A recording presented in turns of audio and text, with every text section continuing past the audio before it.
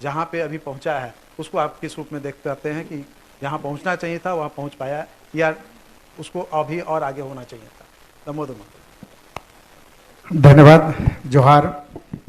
आज के इस कॉन्क्लेव में जुड़े हुए झारखंड विधानसभा के परम श्रद्धेय श्री रविंद्र महतो जी, झारखंड सरकार के स्वास्थ्य मंत्री परम सम्मानित श्री बन्ना गुप्ता जी, और झारखंड विधानसभा के मेरे साथी और मेरे मित्र स्थानीय विधायक सम्मानित श्री राज सिन्हा जी, इस कार्यक्रम में उपस्थित वैभव जी, अजय लाल जी, मुख्तार जी, अनोज जी, कशिश परिवार के सभी मित्रों और इस कॉन्क्लेव में उपस्थित सभी सम्मानित भाइयों बहनों, सबसे पहले मैं कशिश परिवार के सभी मित्रों को दिल से आभार प्रकट करता हूं। इतने सुंदर, इतने सराहनीय और राज्य की जनता और राज्य सरकार के लिए एक दिशा देने वाली कार्यक्रम का आयोजन करने के लिए आप सभी लोगों को मेरा हार्दिक अभिनंदन, जोहार, धन्यवाद। और आज के इस कार्यक्रम में आप सभी लोगों का हार्दिक स्वागत।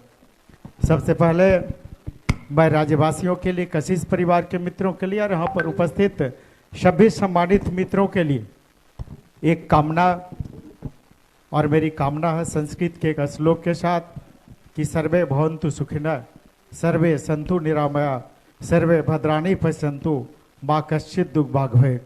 आप सभी सुखी हो, आप सभी निरोग हो, आप सबका कल्याण हो और किसी को किसी प्रकार का कोई दुख या तकलीफ नहीं हो, यही मेरी कामना है पूरे राज्य के लिए, पूरे राज्यवासियों के लिए और यहाँ पर उपस्थित सभी मित्रों के लिए।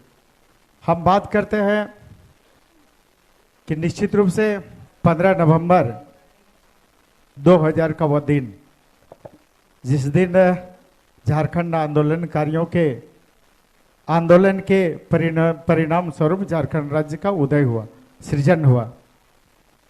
और वह दिन भी याद है।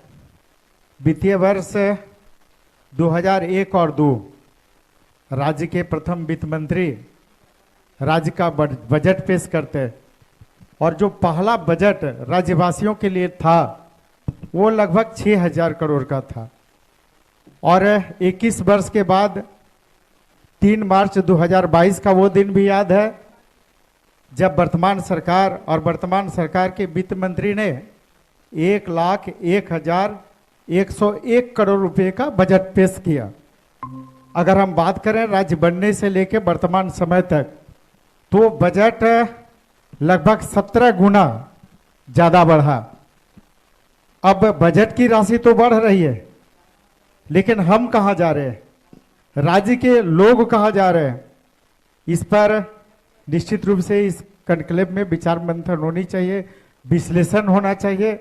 तब पता चलेगा कि रियल में हम इन 21 वर्षों में कहां पहुंचे। कई विषय की ओर हम चर्चा करेंगे। तो सबसे ज्यादा कि 21 साल में जो राज्यवासियों ने पाया, आज हम बात करें तो हम वर्तमान जो बजट 2022-23 का पेश हुआ, उसमें एक बहुत ही संवेदनशील विषय को शामिल किया गया।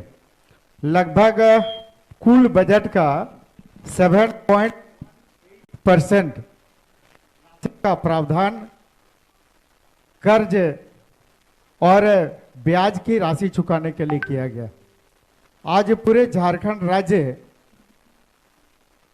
और सरकार के पास लगभग 90,000 करोड़ का कर्ज है।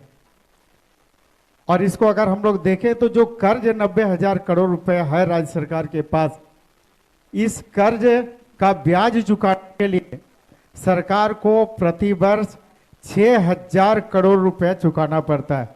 और बात अगर करें उसको हम लोग दिन के हिसाब से अगर करें तो प्रतिदिन 19 करोड़ रुपए सरकार को ब्याज चुकाने में लगता है। और जो हमारे झारखंड वासी है, प्रत्येक झारखंड वासी की बात अगर करें तो एक झारखंड वासी पर या जो नया जन्म हमारे राज्य में लेने वाला जो झारखंडी है, 23,000 रुपया के लगभग पड़ रहा।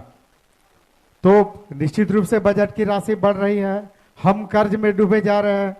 और बात करें जिस शहर में हम लोग आज धनबाद में, तभी विगत 2 महीने में कई ऐसी घटनाएं घटी है जो धनबाद वासियों के दिल को झकझोरने वाली है, राज्यवासियों के दिल को झकझोरने वाली है।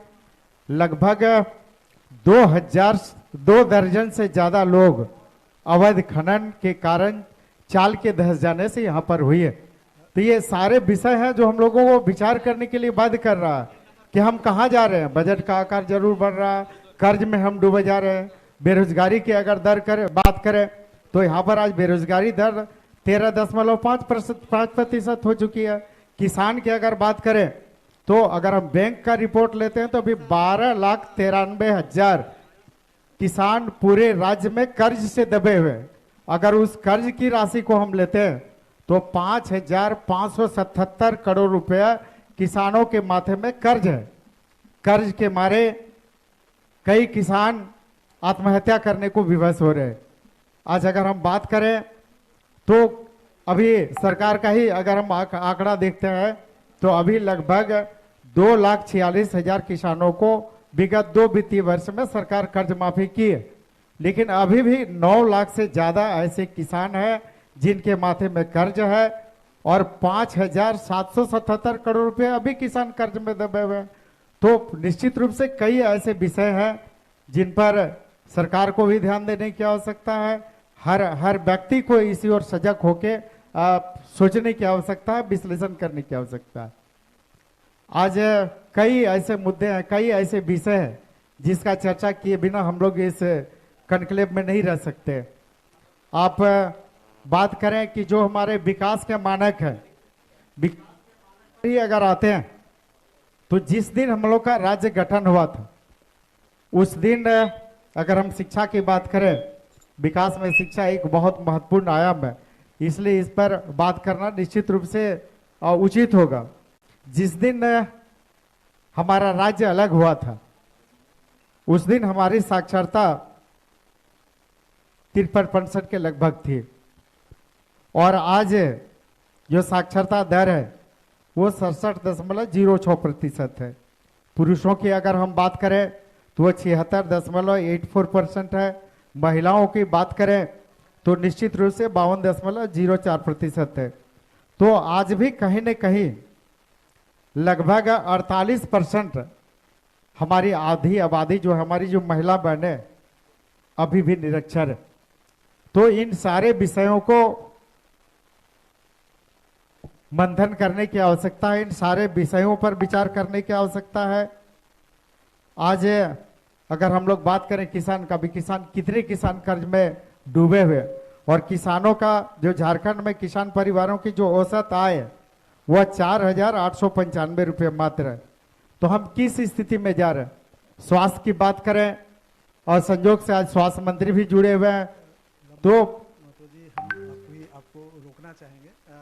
हमारे साथ विधानसभा अध्यक्ष भी जुड़े हुए हैं और उन्होंने अपना संबोधन किया था अगर हम कहें, और हम क्योंकि उन्हें निकलना है, जो हमारे पास सूचना आई है कि वो ज़्यादा देर तक नहीं बैठेंगे, कुछ मीटिंग्स वगैरह हैं, तो हम उनके जाने से पहले यहाँ के धनबाद वासियों की तरफ से या कहें तो एक सवाल है कि अगर हम झारखंड की अगर हम बात करेंगे तो झारखंड में यह देखा गया है कि राजनीतिक अस्थिरता रही है काफ़ी दिनों तक। शायद उसकी वजह से जो अपेक्षित विकास होना चाहिए था वो विकास नहीं हो पाया है।